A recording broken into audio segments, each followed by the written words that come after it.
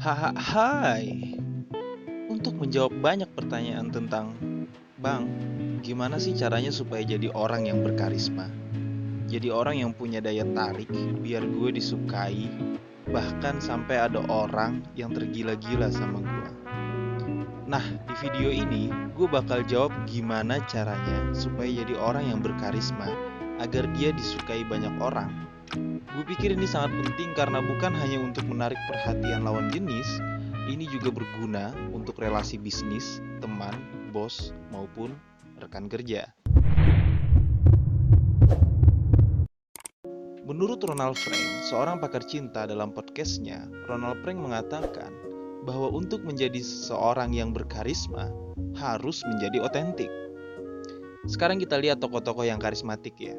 Misal kayak Soekarno, Habibie, Bob Sadino, Ariel Noah, Tamara Blazensky, Bruce Lee, Muhammad Ali, Steve Jobs, dan Mr. RK.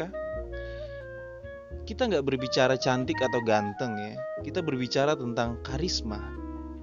Lihat tokoh-tokoh yang udah gue sebutin, mereka punya satu power atau kekuatan yang membuat mereka berkarisma. Kekuatan itu adalah mereka punya keunikan masing-masing. Dan yang membuat mereka unik adalah mereka full, penuh atau total menjadi diri mereka sepenuhnya.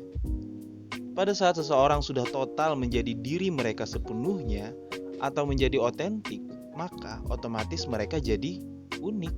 Nah, kalau lu berusaha menjadi orang lain atau mencontek orang lain atau memodel orang lain, misalnya lu pengen jadi kayak Ariel Noah, potongan rambutnya, suara sampai gaya berpakaiannya lu ikutin.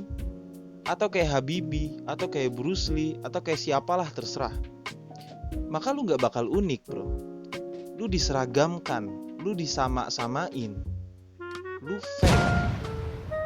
Kalau lu jadi diri lu sepenuhnya, lu bakal unik, lu otentik, otomatis berkarisma.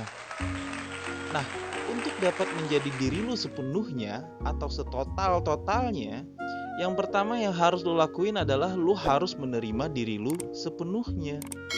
Karena kalau lu gak bisa nerima diri lu, boro-boro nih jadi diri sendiri, lu hanya akan jadi orang lain. Hanya akan jadi robot sesuai apa yang orang lain bilang, dalam kurung nyinyirin orang gitu. Harus jadi inilah, harus jadi itulah. Lu gak bisa total menjadi diri lu sendiri. Nah, untuk dapat menjadi diri lu sepenuhnya, lu buka baju deh coba. Lihat diri lu di kaca, lihat muka lu, lihat badan lu, lihat cara berpakaian lu, lihat semuanya di kaca tuh lihat. Kalau lu masih bilang gila, lu jelek banget, lu culun banget, badan lu gak seksi, cara berpakaian lu gak trendy, berarti lu belum bisa menerima diri lu sepenuhnya.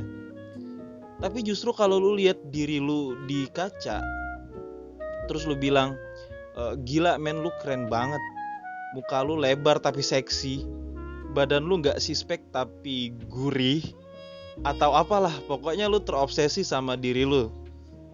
Gimana pun bentuknya, bagaimanapun orang lain pikir, lu gak peduli, lu mengakui diri lu yang terbaik. Maka disitulah lu sudah menerima diri lu sepenuhnya. Untuk dapat menerima diri lu sepenuhnya nih, lu juga harus tutup kuping dari apapun yang orang lain bilang. Lu juga harus tidak mencari pengakuan orang tentang diri lu. Lu hanya butuh pengakuan diri lu tentang diri lu sendiri. Karena pengakuan diri lu terhadap diri lu sendiri adalah pengakuan yang derajatnya paling tinggi. Persetan sama pengakuan orang lain. Karena orang lain gak ada yang bener, gak ada yang bener-bener peduli sama lu. Mereka juga sebenarnya sibuk memperdulikan diri mereka sendiri. Kalau lu masih peduli apa kata orang, lu gak akan bisa menjadi diri lu sepenuhnya. Lu cuma akan jadi robot masyarakat. Lu cuma akan jadi korban fashion, korban tren. Lu fake, lu munafik. Lu harus bener-bener menerima diri lu apa adanya. Orang lain bisa kasih masukan lah, tapi lu sendiri kan yang menentukan apakah lu mau terima atau tidak. Pada saat lu sudah dapat menerima diri lu sepenuhnya, pada saat pengakuan diri lu sudah menjadi pegangan hidup lu, pada saat lu sudah gak peduli apapun pengakuan orang, dan lu gak nyari-nyari pengakuan orang, maka lu akan mulai mengekspresikan diri lu sepenuhnya. Inilah gua. Lu bakal ngomong dengan gaya lu sendiri, lu akan ngelakuin apapun yang lu ingin lakuin sendiri. Disitulah letak karisma lu. Ekspresi diri lu sepenuhnya tuh di situ tentang diri lu. Pada saat lu mengekspresikan diri lu, gak semua orang akan suka. Bahkan lu akan dianggap aneh. Lu bakal dianggap culun atau apalah. Karena pada saat seseorang menjadi dirinya sepenuhnya, dia akan mengalami 3 fase. Dia ditolak, yang kedua dia diragukan, yang ketiga semua ngikutin dia dan dia jadi tren. Lu harus konsisten untuk terus menjadi dan mengekspresikan diri lu, gak peduli orang mau bilang apa. Lama-kelamaan mereka yang tadinya menghina lu, caci maki lu, bilang lu aneh, lama-lama mulai memperhatikan lu. Setelah mereka memperhatikan, akhirnya mereka malah ngikutin lu.